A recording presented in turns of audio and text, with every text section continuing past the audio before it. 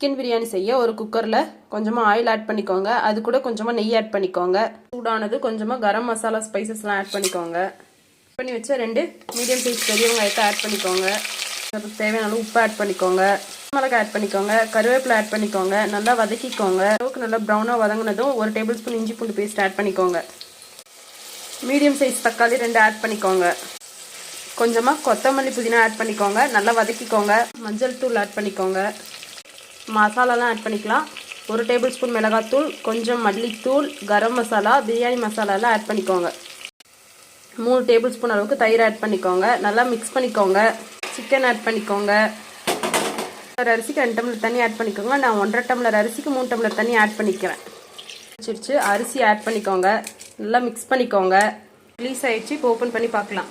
நெய் ஆட் பண்ணிக்கோங்க. நல்லா மிக்ஸ் பண்ணிக்கோங்க. ஜூஸ் ஆட் பண்ணிக்கோங்க. நல்லா மிக்ஸ் பண்ணிக்கோங்க. Chicken biryani ready.